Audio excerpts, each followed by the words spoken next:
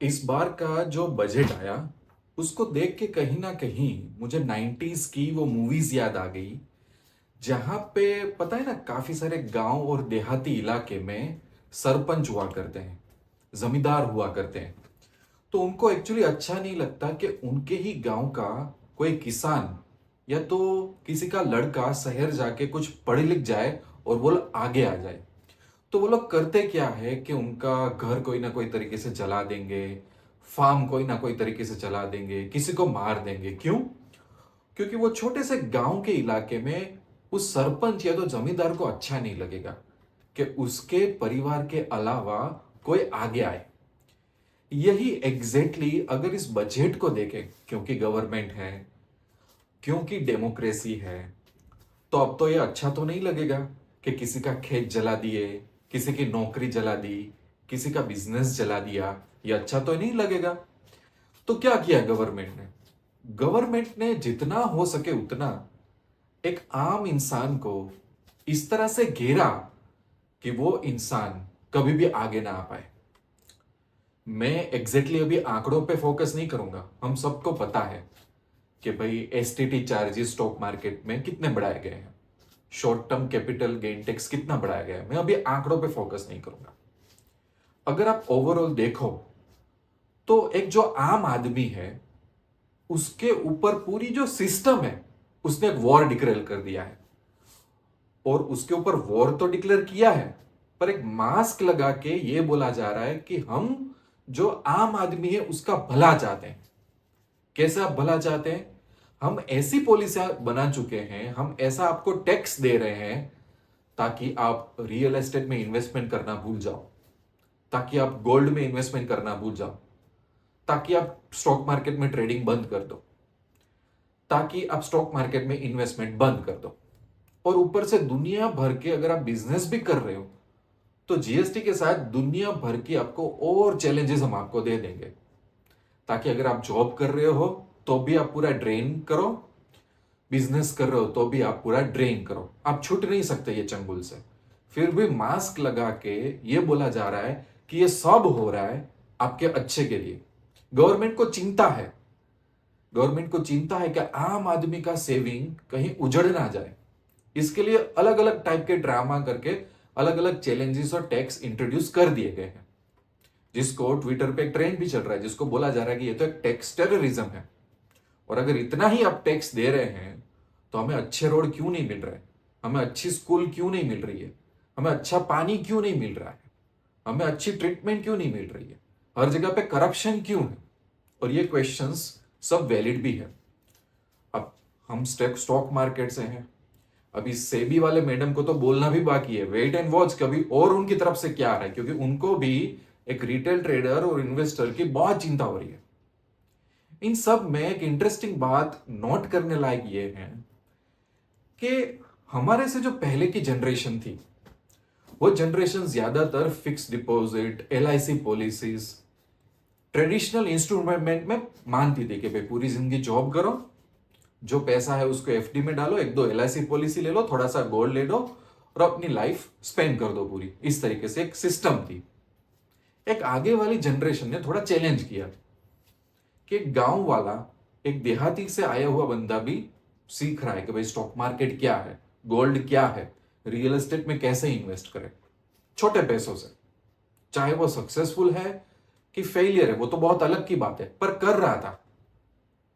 और कोई भी कंट्री जो अगर डेवलपिंग है, अगर वो डेवलप होना चाहता है, तो जब तक पूरा पॉपुलेशन फाइनेंशियल मार्केट में पार्टिसिपेट नहीं करेगा वो कंट्री आगे कैसे आएगा?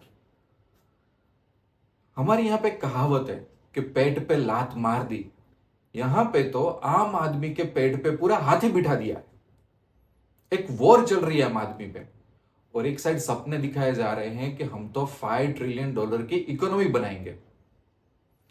जिस तरह से जो कुछ अभी हो रहा है उस तरीके से अगर $5 ट्रिलियन की इकोनॉमी बन भी गई तो 90 to 95% पॉपुलेशन के हाथ में एक्चुअली कुछ नहीं आने वाला है। और या तो समझो कि उनके पास से लेके कुछ टॉप 1%, 5%, 10% को दिया जाएगा और वही सारा रिवॉर्ड ले लेंगे $5 ट्रिलियन इकोनॉमी का। तो वो तो एक अलग टॉपिक है, उसके बारे में अभी मैं बात नहीं करना चाहता। अब इसमें एक और चीज इंटरेस्टिंग हो रही है कि अगर सेबी का बिहेवियर देखो और बजट में जो हुआ वो देखो, उससे ये साफ पता चल रही है कि बैंकों में कुछ डर है, गवर्नमेंट में कुछ डर है कि भाई लोग एफडी बंद कर रहे हैं, लोग ज्यादातर एलआईसी पॉलिसी में नहीं जा रहे हैं। अभी उनके पास हजारों ऑप्शंस हैं, लोगों ने खुद डिसीजन हाथ में ले लिया है।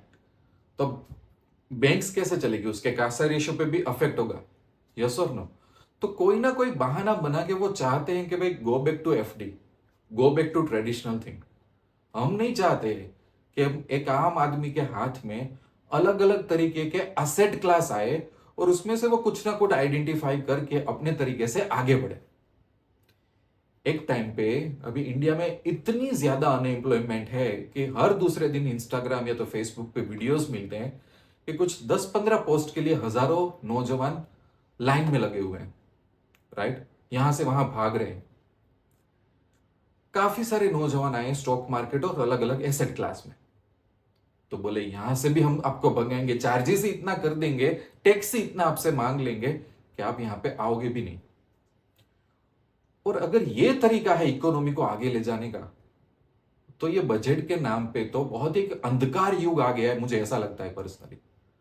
कोई भी कंट्री अगर डेवलप होना चाहता है तो उसके पॉपुलेशन का मैक्सिमम पार्टिसिपेशन हर चीज में होना चाहिए, चाहे आप ईज ऑफ बिजनेस बोल लो, स्टार्टअप्स बोल लो, फाइनेंस बोल लो, या तो स्टॉक मार्केट बोल लो। और ये हो रहा है बिल्कुल अपोजिट। और कई बार ऐसी पॉलिसीज टैक्सेस में डाली गई हैं कि ऐसा लगता है कि this was all decided by someone else, lobbying कर करके ये सब डाला हुआ है टू मेक श्योर कि 90% पॉपुलेशन के हाथ में कभी कुछ आए नहीं, और आए तो उसमें से भी आप टैक्स ले लो। ठीक है, इसमें से एक और इंटरेस्टिंग चीज जो हमें याद रखनी है, हमें सिर्फ मोमेंटरीली फ्रस्ट्रेशन नहीं दिखाना है ट्विटर पे और फेसबुक पे। जितने भी हम रिटायरमेंट प्लानिंग के कैलकुलेशन करते हैं, चाहे बच्चों के एजुकेशन, बच्चों के marriage, long term retirement planning, कुछ भी एक्सेल सीट लेके आप कुछ भी करते हो, जिस तरीके से अचानक अलग अलग एसेट क्लास के टैक्सेस में चेंजेस हुए, अब कौन सा आपका प्लान वर्क करेगा, कौन सा फॉर्मूला आपका वर्क करेगा, और क्या गारंटी है कि अगले 5-8 साल में वही टैक्स जो अभी 20% कर दिया वो 30% नहीं हो जाएगा। तो कौन सा हमारा कैलकुलेशन यहां पे काम आने वाला है।